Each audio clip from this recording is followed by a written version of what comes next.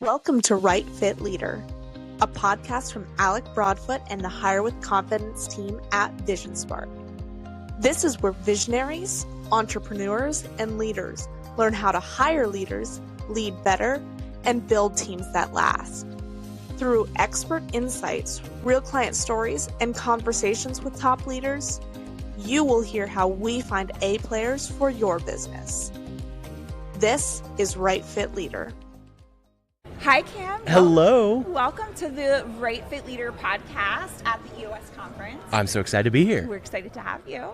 So tell our listeners, please, what do you do, where are you from, and who do you help? Yeah, absolutely. So I am a fractional CRO.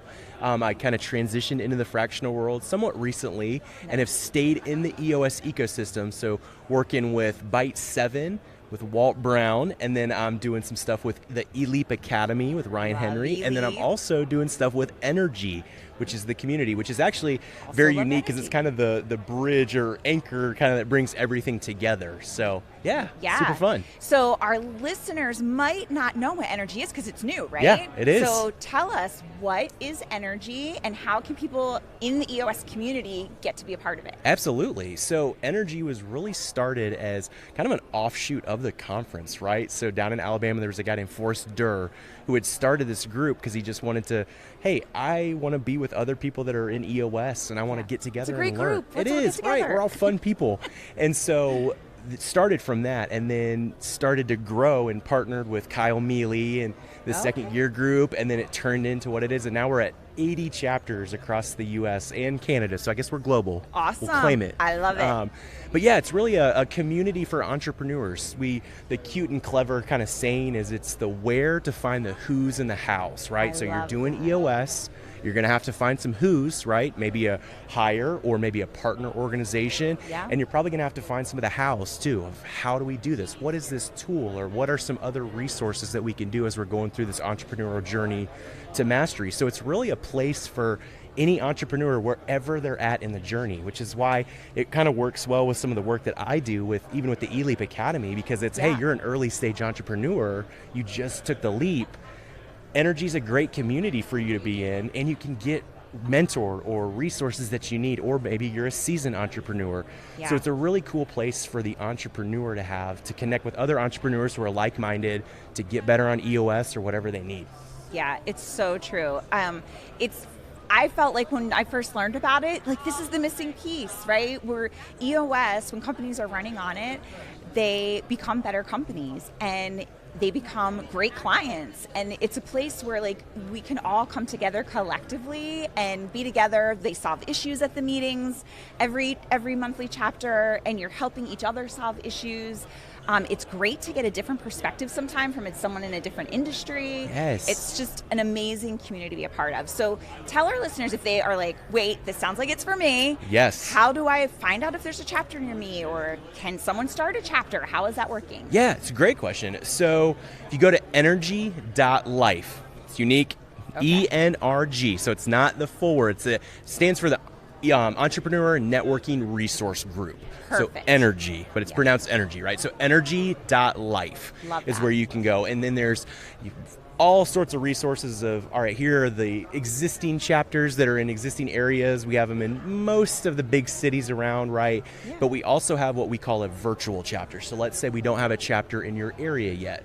No big deal. There's a virtual chapter that they can join. Same cadence once a month, same exact time. It's 90 minutes that people can join. And then if they want to start a chapter, typically the way it works is an implementer and an integrator. There's a combo, right, as a leadership. So we get that uniquely, right? So you have the EOS implementer perspective where we can have a little bit more purity, understanding it. And then we have more of the boots on the ground perspective of an integrator that's been doing it for a little while. And then from there, as a member, you can say, hey, I'm in, Anchorage, Alaska. I want to start an ENRG chapter. We got to be able to find kind of where you fit in that. If you're an implementer, great. If you're an integrator, great. Or if you're a member, we'll kind of start to piece it all together. Nice. So that's really the process, but we got to have the implementer, integrator, and then we got to have some people that have raised their hand that I'm like, hey, I'm going to be a part of this. Awesome. And would those people go to the same site to let you know that they're interested in starting a chapter? Yes, there's a form right there where you can go on that's like, hey, I want to start a chapter. Yeah. And then in the description box, they can go in and kind of fill out what role they would play, and then we can start to piece it together. Yeah, so this is exploding. I've known about it from the beginning. I can't believe the growth that it's had. And I just think if somebody wants to get in, now's probably the time, right, Cam? For sure. I mean, it's one of those cool things. It doesn't cost anything, right? Yeah. I mean, there's so many groups out there that are great. Right, Imagine that. I know, right?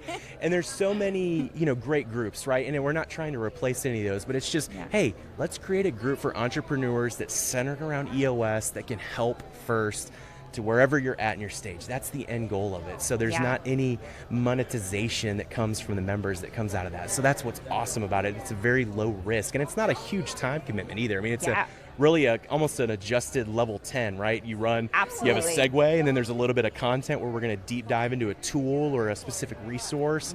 And then the last part of it, just like a regular L10, you're IDSing, you're bringing your issues, and you can kind of get that peer support and that network of other people that are in different industries kind of speaking into your issues. Yeah. So, I love great. it. Can't beat it's really great. And even if companies aren't running on EOS, right? If they're just EOS curious, like, what is this all about? Yes. I haven't been to a conference. I hear about this all the time.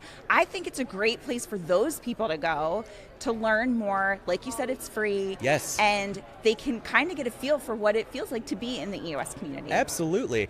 There was a lot of intentionality behind the name from it's the Entrepreneurial Networking Resource Group, right? If you're in that space, I mean, EOS curious, actively running on EOS, like, what in the world is EOS? It's a great place to kind of learn wherever you're at in that journey. So. Yeah, I love that. So let's switch gears here for a minute.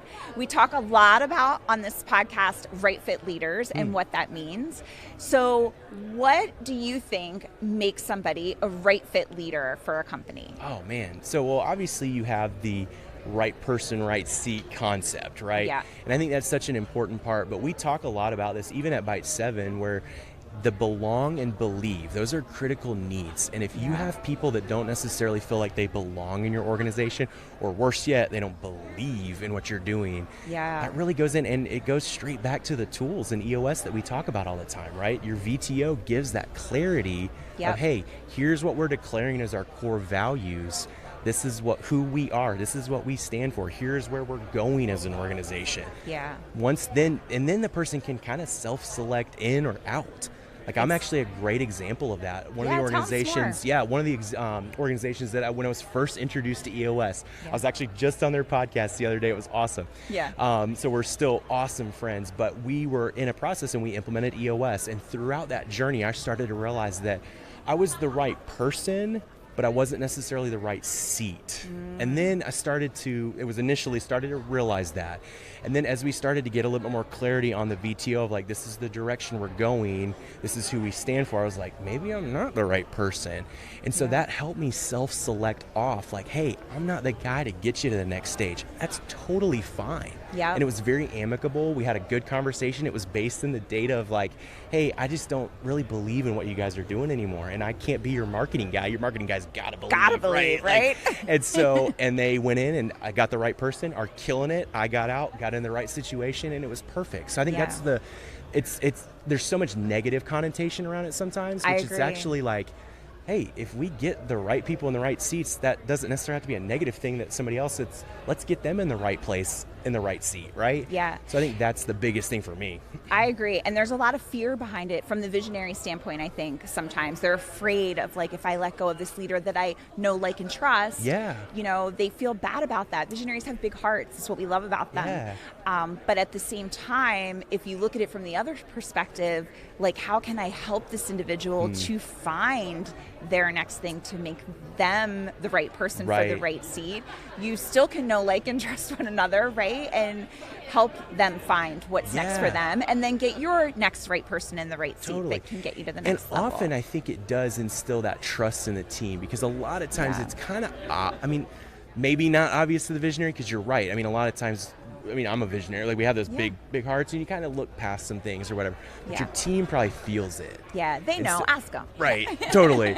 And so when you can make those decisions, but again, I think the clarity that you get from that right person, right seat aspect, it's like, all right, hey, let's figure out, do you GWC? Do you get it? Do you want it? Do you have the capacity for it? Yes. So those two things marked together are just such a great tool for identifying that. Yeah, awesome. Well, thank you so much for being here, thank Cam. you for It's having awesome me. to see you in person at the EOS Conference. I know we're on the National Energy Chapter meetings and we see each other in little boxes on Zoom, but it's not quite the same. It's not the same. And we appreciate you being here and all you're doing to help Energy and eLeap, and we're excited to follow you and see what's next. It's fun. It's a fun journey, but thanks for having me on. It's been so much fun. Thanks, Cam. Take care.